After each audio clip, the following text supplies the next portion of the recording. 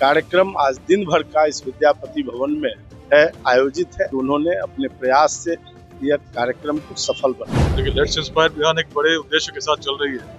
2047 तक विकसित भारत में एक विकसित बिहार की स्थापना। देखिए, आज पटना के विद्यापति भवन में साहित्यकारों का मेला लगा है, क्योंकि यहाँ पर लेट्स इंस्पायर बिहार के माध्यम से लिटरेचर फेस्टिवल का आयोजन किया गया है। और ऐसे में न सिर्फ बिहार बल्कि बिहार के बाहर से कई सारे कलाकार यहाँ पर पहुंचे हैं और कई सारे साहित्यकार यहाँ पर पहुंचे हैं, जो अपने अपने साहित्य की समझबूझ से बिहार को एक नई दिशा देने की बात कर रहे हैं। ये आयोजन लेट्स इंस्पायर बिहार के विकास वैभव के द्वारा किया गया है और इसमें कई सारे दिग्गज जो है वो शिरकत करते हुए नजर आ रहे हैं। ऐसे में पर्यटन विभाग के मंत्री यहाँ पर पहुंचे हैं और चीफ गेस्ट के तौर पर वो यहाँ पहुंचे।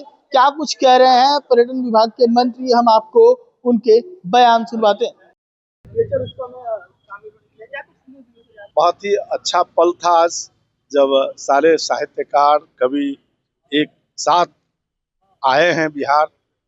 देश के विभिन्न भागों से एक अच्छे कलाकार भी हैं और उन सब का कार्यक्रम आज दिन भर का इस विद्यापति भवन में है आयोजित है।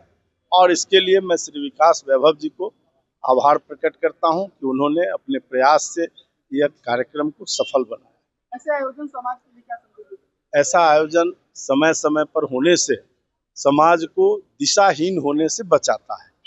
हम विकास के दौर में अपनी दिशा न भटके, इसके लिए साहित्य हमारा मार्गदर्शन। तो आप सुन रहे थे बिहार सरकार में मंत्री अरुण शंकर प्रसाद को, पर्यटन विभाग के मंत्री हैं, वो आज पहुंचे हुए थे लेट्स इंस्पायर बिहार के द्वारा आयोजित लिटरेचर फेस्टिवल में। और यहाँ पर वो पहुंचने के बाद क्या कुछ कह रहे थे आपने साफ तौर पर सुना। अब हम आपको सीधे तौर पर बयान सुनवाते हैं लिटरेचर फेस्टिवल के आयोजक लेट्स इंस्पायर बिहार के विकास वैभव को। वो क्या कुछ कह रहे हैं, उनके बयान सुनिए और सीधे तौर पर जो लिटरेचर है वो क्या कुछ भूमिका निभाने वाली है और वो उसे कैसे आगे ले जाने का प्रयास करेंगे, बता रहे हैं, सुन लीजिए।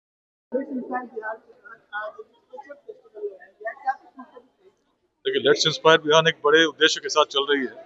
2047 तक विकसित भारत में एक विकसित बिहार की स्थापना। ये तभी संभव है समाज का हर वर्ग सहयोग करे, जाति, संप्रदाय, लिंग भेद, विचारधाराओं के मतभेदों से ऊपर उठकर कि बिहार में शिक्षा और उद्यमिता की क्रांति आए। इसमें साहित्यकारों की बड़ी भूमिका है। आज बिहार में बड़ी संख्या में लोग योगदान कर रहे हैं। 16 जिलों में करीब 30 निःशुल्क शिक्षा केंद्र चलते हैं। 2000 बच्चे उसमें अध्ययन कर रहे हैं। 600 स्टार्टअप जुड़े हैं। लक्ष्य है कि 2028 तक हर जिले में 5 स्टार्टअप ऐसे हो जाए जिसमें 100 लोगों को रोजगार मिलता हो। अनेक प्रयास चल रहे हैं। 100 व्यक्ति जो बिहार के बाहर रहते हैं, विदेशों में रहते हैं, अपने गाँव के साथ भी आज जुड़कर योगदान कर रहे हैं। लेकिन ये प्रयास है कि लाखों व्यक्ति इस प्रकार का योगदान करें और इसमें साहित्यकारों की भूमिका सबसे महत्वपूर्ण है। बिहार के हर जिलों में साहित्यकारों को, कवियों को जोड़ने का हम लोगों ने प्रयास किया है। आज ये पहला साहित्य महोत्सव है जिसमें बड़ी संख्या में लोग आए हैं। करीब 40 कवियों की प्रस्तुति होनी है। अनेक साहित्यकारों को हम लोग सुन रहे हैं। मंथन चल रहा है कैसे बिहार को विकसित करें और कैसे बिहार की प्राचीन प्रेरणा को अपने युवा शक्ति तक पहुंचाएं। कई सारे कवि जुड़े हैं, कई सारे लिटरेचर के लोग जुड़े हैं, तो कैसे आगे चलकर जो है बिहार के लिटरेचर की प्रेरणा को। देखिए, ये इसको एक प्रारंभ आप मान सकते हैं। जो पहला साहित्य महोत्सव हम लोग कर रहे हैं, लेकिन आने वाले समय इसकी और व्यापकता आपको दिखेगी। क्योंकि जैसे आज ये कार्यक्रम हुआ है, निश्चित रूप से बिहार के अलग अलग गाँव में भी जो लोग साहित्य में, कविता में रुचि रखते हैं, उनको हम लोग जोड़ने के प्रयास में और सफल होंगे और आने वाले समय और अच्छे साहित्य का सृजन बिहार से। अभी आप सुन रहे थे विकास वैभव को। सीधे तौर पर उन्होंने बताया कि इस प्रकार से लिटरेचर जो है वो बिहार के विकास में, विकसित बिहार को लेकर अपनी भूमिका निभाने वाली है। और इसी के मद्देनजर, इसी को देखते हुए जो हमने ये आयोजन किया है और ये पहला आयोजन है और ऐसे और भी आयोजन होंगे जो कहीं ना कहीं बिहार में लिटरेचर को एक नई दिशा देने वाला है। सच टॉक्स के लिए पटना से प्रशांत।